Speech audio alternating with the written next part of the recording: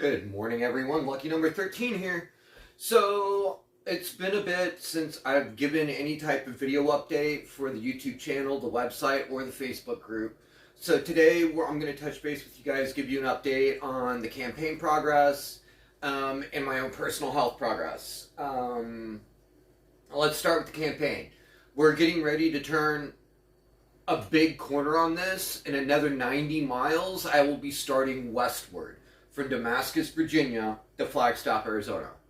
So my route is going to be taking me straight across Kentucky. I had originally planned on going up and going across Iowa, the southern part of Iowa, but because of numerous factors, I'll instead be going across northern Missouri.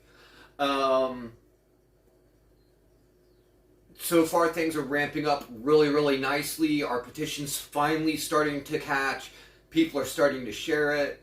Nowhere near the financial donations that we need with this already yet, but it's coming along. Everything I've needed has come to me as I have came, as I have needed it. However, I don't want to continue being at that point. I want to be at a point where if something happens on the road, I don't have to beg and scrape and scramble together to get something together to keep this going. But that being said, I'm 100% confident. We're connected with a few new groups of people that seem to be much more active in what we're trying to accomplish for fellow CPP patients. As for my own health, the last 2 weeks have been a physical nightmare when it comes to my health.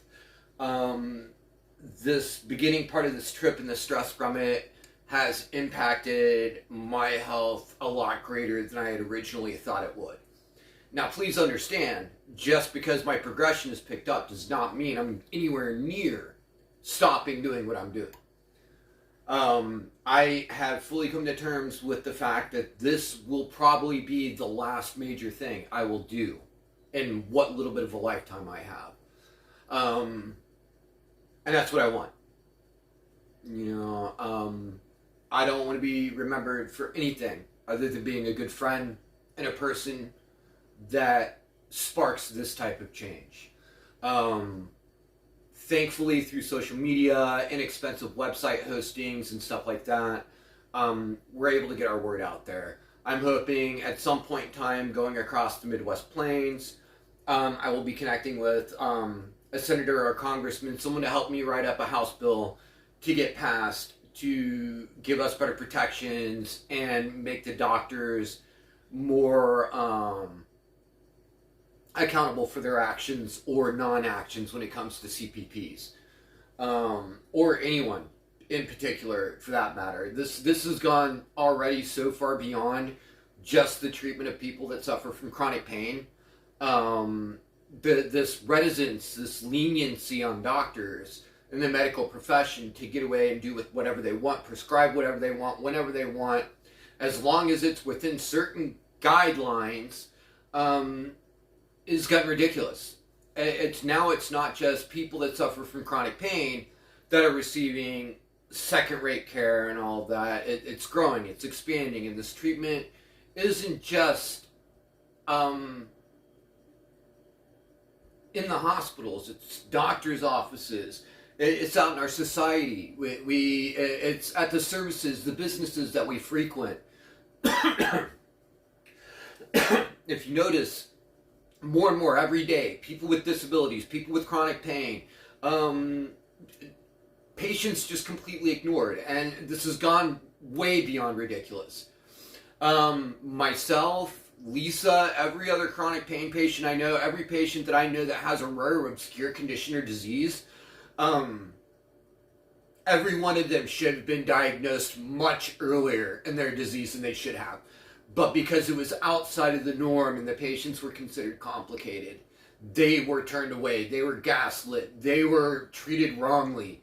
They were given the wrong medicines. They went so long without diagnosis. And when they finally got it, it was too late. That's ridiculous. Nobody should ever have to be put up with that. Nobody should ever have to go through that. We are human beings, and we have an inherent right to live our lives comfortably and without fear And that's all we do every day, is we live our lives in pain and in constant fear of people, constant fear of society, constant fear of our doctors, constant fear of the government that's supposed to be there to take care of us and watch out for us. So no, it's not right. And I ask you, if you haven't gotten on board with this campaign yet, I tell you right now is the time to do it. Because I may have been down sick for a couple of weeks, but I am far from done. And I fully, wholeheartedly believe that after this is done, this will be the last big thing I will do in my life, because I won't have much left in me.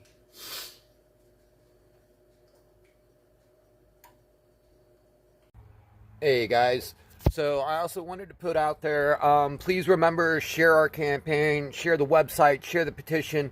My goal for our petition is 1 million signatures. Cut and dry and simple.